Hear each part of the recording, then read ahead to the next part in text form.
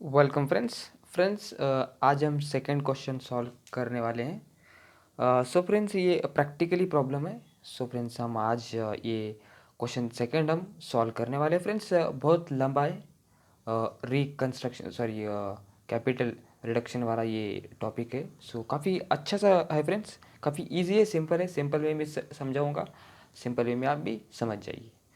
So friends this is a very best है कि आपको सारा का सारा पी एंड एल प्रॉब्लम को पढ़ना है।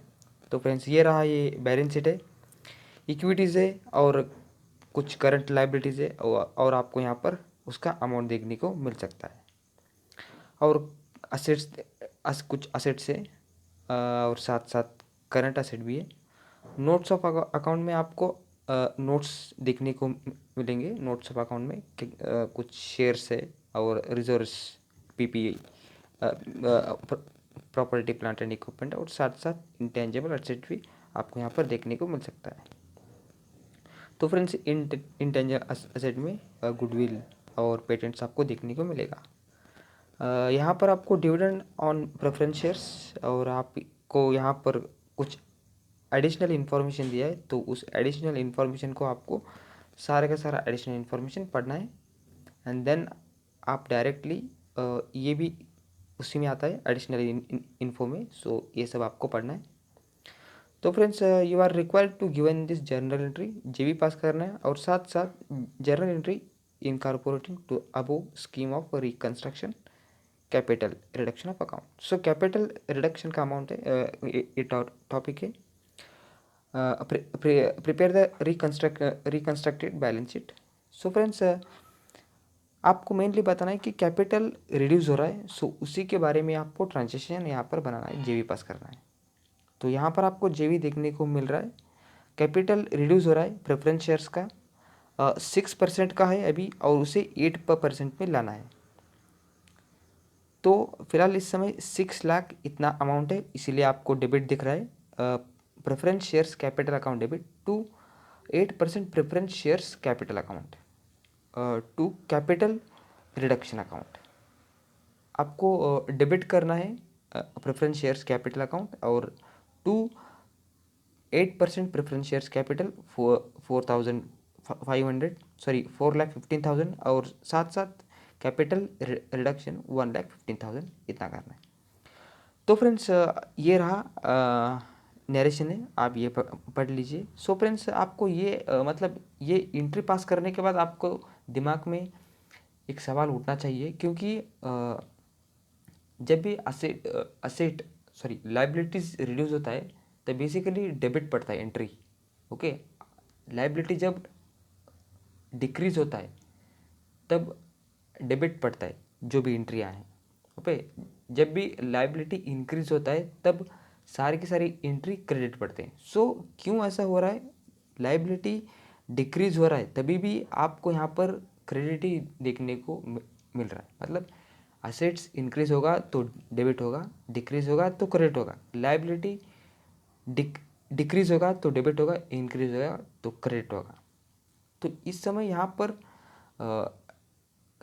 लाइबिलिटी कम हो रहा है तब भी आपको यहाँ पर क्रेडिट देखने को मिल रहा है। तो इसका मेनली रीज़न है, लाइबिलिटी का मतलब यह है कि किसी का उधार तू चुकता कर रहा है, मतलब तेरे ऊपर से बर्डन कम हो रहे हैं, उस सिचुएशन पर डेबिट पड़ता है।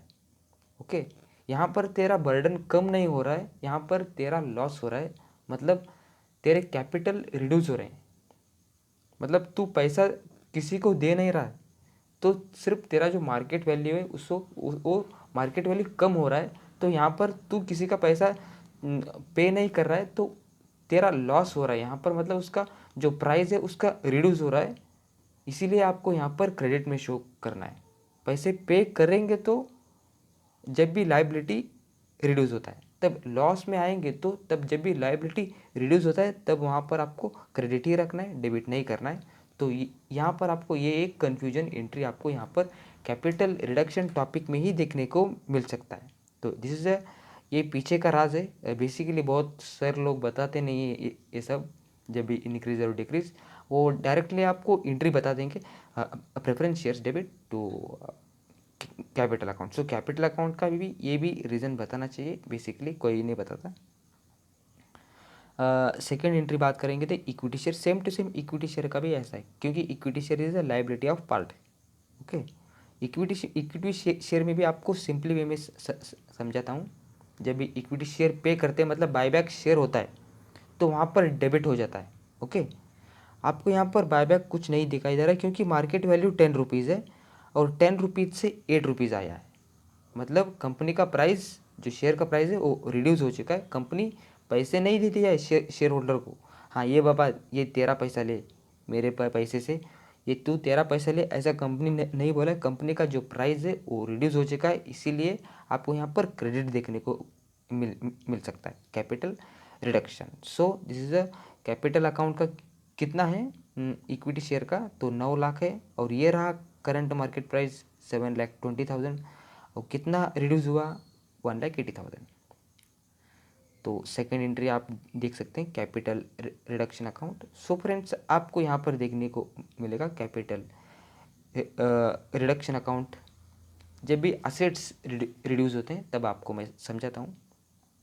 मेरा एक बिज़नेस है, मेरे बिज़नेस में से मेरे प्लांट्स, कुछ मशीनरी है और कुछ ट्रेड रिसीवेबल है। जब भी ये डिक्रीज़ होते हैं मतलब मेरे पास कम होते हैं तो मेरा क्रेडिट हो जाता है।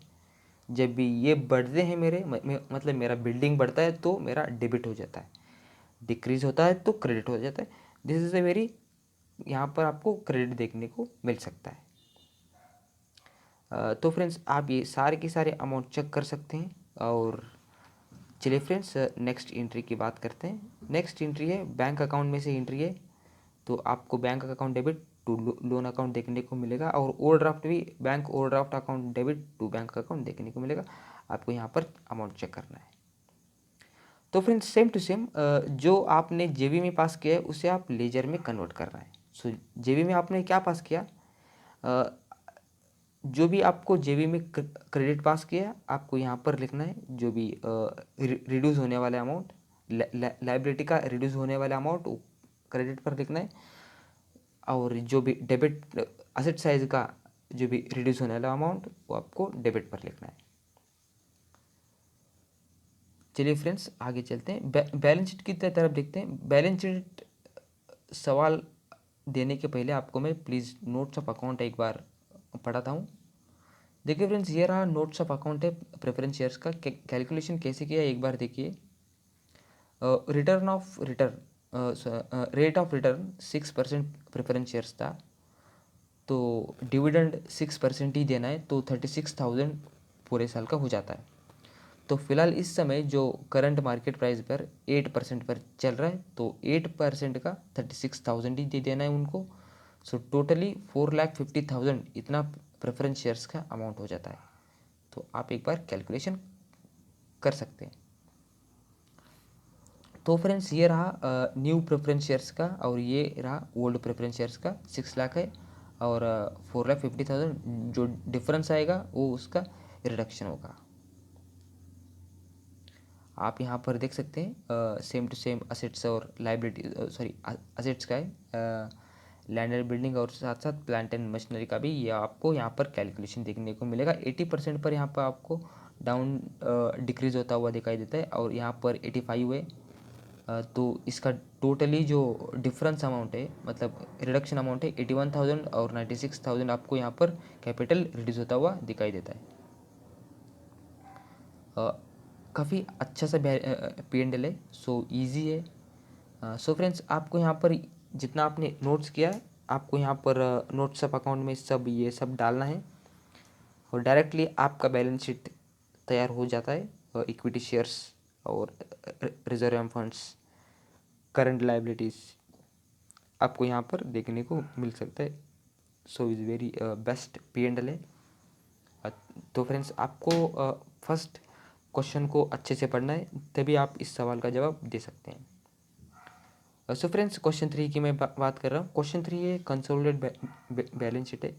So friends consolidated balance sheet सवाल इसका देने से पहले आपको मैं कुछ ऐसे हिंट देना चाहता हूँ कि कंसोलिडेटेड बैलेंस शीट बेसिकली कैसा है। एक CA स्टूडेंट के लिए बहुत ही हार्ड ये मानने वाला सब टॉपिक है, क्योंकि कंसोलिडेशन बैलेंस शीट जब भी 10 मार्क से लेकर 20 मार्क तक आता है, एवरी टाइम इसका एक फंडा मैंने मतलब एक लिख रहा हूँ। सो आपको मैं इजी वे में आपको समझाऊंगा उसमें क्या हिडन है। सिर्फ आपको सिर्फ 6 बातें याद रखना है, 6 पॉइंट्स है इसमें। वो 6 पॉइंट आपने याद रख लिया तो आपका कंसोलिडेट बैलेंस शीट चुटकी में हो जाएगा। बहुत ईजी है, सिर्फ वो ईजी वाले चीज़ें आपको मैं सिखाना चाहता हूँ। तो फ्रेंड्स मेरे वीडियो को सब्सक्राइब कीजिए, चैनल को सब्सक्राइब कीजिए, वीडियो को लाइक कीजिए।